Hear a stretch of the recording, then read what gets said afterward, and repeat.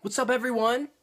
Eddie Mercado here with BloodyElbow.com, and I'm about to speak with the 20-1, number 4 ranked UFC bantamweight Jimmie Rivera.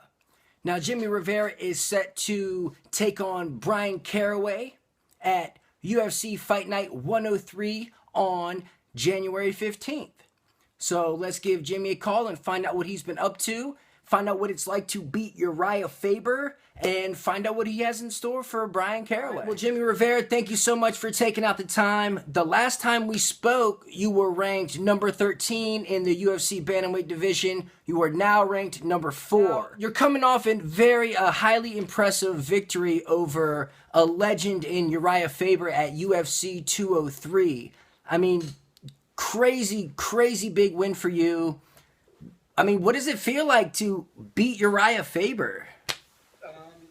It's surreal. I can't believe it happened in a way. But on the other hand, I do believe it. I trained my butt off for it. It was just a great feeling. Now, in the third round, you got poked in the eye, and it looked pretty bad. And at the end, you said you couldn't see out of it. Have you healed from that, or did you suffer any kind of after effects from it? No, I healed from it. I got complete vision now, and I can do well. Okay, awesome. I mean, it's definitely dangerous when you see fighters get poked in the eye like that. It's an unfortunate part of the game, but until we figure a way around it, we kind of have to deal with it. So, like we were saying, the top 5 guys, TJ Dillashaw is about to fight John Lineker, and Cody Garbrandt is about to fight Dominic Cruz, both at UFC 207. Who do you like in each of those bouts, and why? Honestly, with the Dillashaw and Lineker fight, I mean, it could be either or.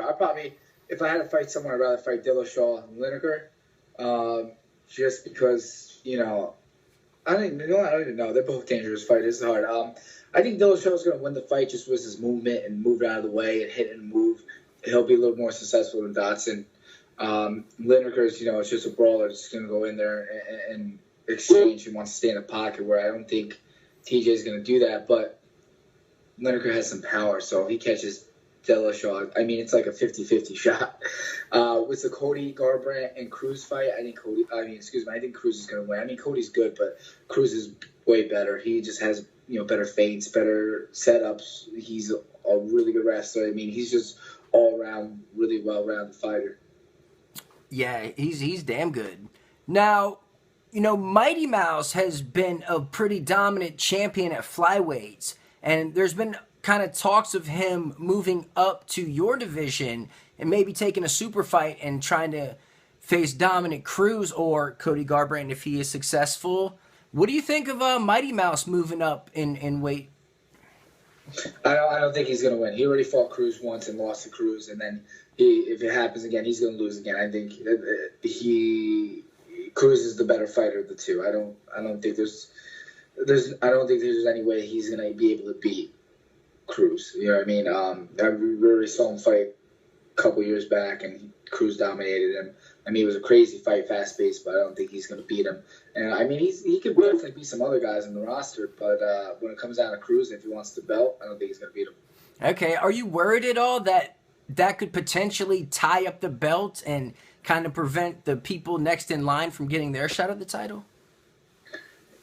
Yeah, it could. It depends on if Cruz takes the fight or not. It depends on what he wants to do. He's a champ, Dillashaw should have got the rematch right after his win in July against Assunção, but he didn't. Cruz didn't want the fight. He wanted the fight with Cody, and he simply said that in interviews was simply like, no one likes. No, he's like, we don't like Dillashaw. Dillashaw doesn't sponsor the fight, doesn't sell the fight, and Cody will go out there and talk smack, and it was more hype, a better fight, a better outcome for that fight for himself, I guess, money wise.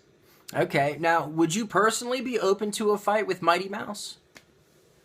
If it was for the belt, yeah. Okay, awesome. Now, on your plate right now, you're headed to Phoenix, UFC Fight Night 103. Last time we talked, you said maybe if I beat Uriah Faber, then Bryan Caraway will want to fight me. Sure enough, you get through Faber, and now you're scheduled to face Bryan Caraway. So, I mean, how did he?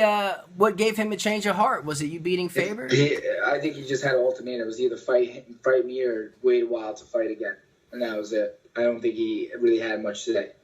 You know what I mean? It was, I don't think there was much say at all in it, and that was it. Okay. So, as far as all the feedback I got from the UFC, I was pretty much, it was either fight or I keep sitting on the sideline and waiting. Okay. Is there still, like, maybe a little bit of salt there from him ducking you? I just don't like the guy. I mean, it was fine. You know what I mean? They said, when they asked me, like, Bryan Caraway, the 15th, I said, yeah, no problem. But then right before I left, I went as a UFC fighter guest to Mexico City for the Tony Ferguson's-Dos Anjos fight. And right before I leave, he starts going on a rant on Twitter. And then right as I'm leaving to come back home, he starts going on a rant. And I'm like, listen, bro, they told me this date and you. I said yes and yes, and that was it. You know what I mean? I'm not trying to pick and choose my fights or this and that. Then I heard him on an interview talking smack, and I'm just like, I just can't wait to punch this guy in the face. I'm so happy. You know what I mean? Like some guys, you look forward to the fight, and, it's going to be a good fight. But some guys, you just really want to fucking hurt them, and that's how I feel. I respect it. Now, this is the co-main event on the night, correct? I'm not sure what the fight card is. I know that I saw they put it up there. If it is, it's awesome. I can't wait. Okay, awesome. Now, it's headlining BJ Penn versus Yair Rodriguez. Now, BJ Penn hasn't exactly been the most consistent person. If he pulls out, are you willing to get bumped up to be the main event with you and Bryan Caraway and duke it out for 5 rounds? Yeah, sure. I mean, always coming in shape. It's always important, being in shape. If it happens like that, it happens like that. I'm fine with either way. Okay, now, Bryan Caraway, in his last bout, he fought Aljamain Sterling.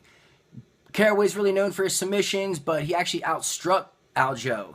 Although he did get caught in a full Nelson, which might have been the first one I've ever seen inside of the UFC. What was your thought? It was a weird fight. It was a weird first round.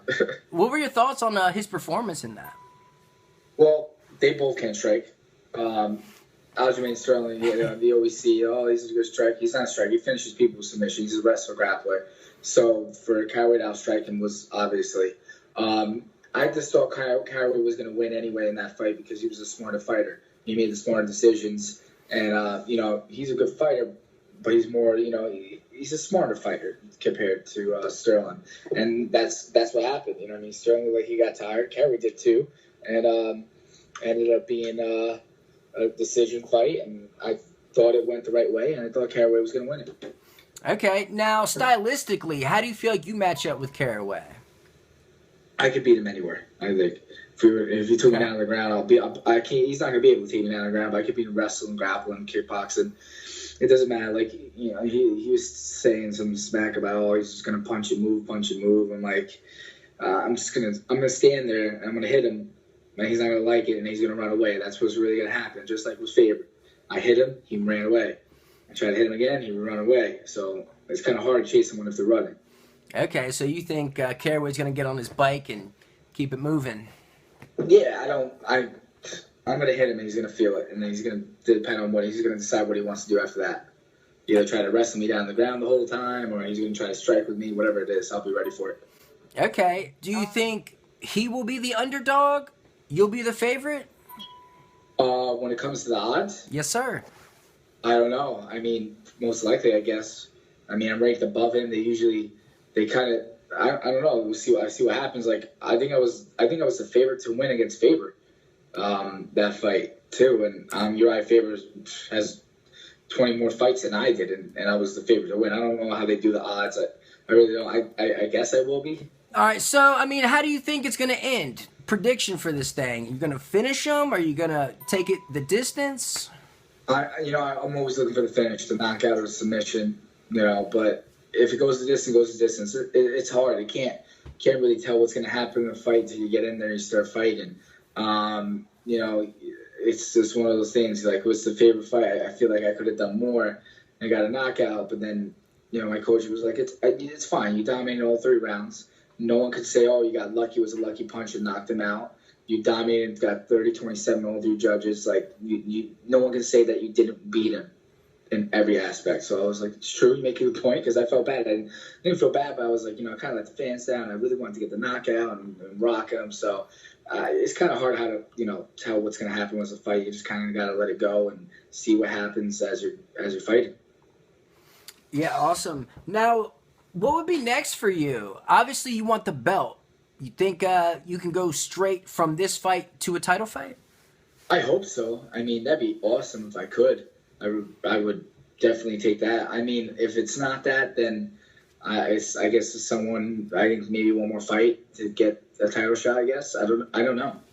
You know what I mean? I have no idea, because you don't know what's the outcome going to be. Was the Dillashaw Lineker fight, and you know what's going to happen if it's what's going to happen with the Cruz and Garbrandt fight. Like if Dillashaw wins, he's kind of next in line to get it, but is he going to get it? Does Cruz want to fight him? Or if Cody wins, does Cody want to fight him right away, or is he going to pick me instead? Like, you really don't know what's going to happen. You got to lay back and see what happens. But obviously I want to fight for the belt.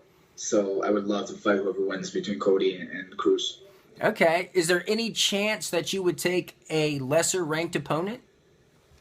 For my next fight, probably I'd rather not. I'd rather take someone that's above me, whether it's Rafael, Lineker, or Dillashaw. I'd probably, after this fight, take someone that's above me so I could go out there and keep working my way to the top. I mean, I'm taking someone that's below me right now, Caraway.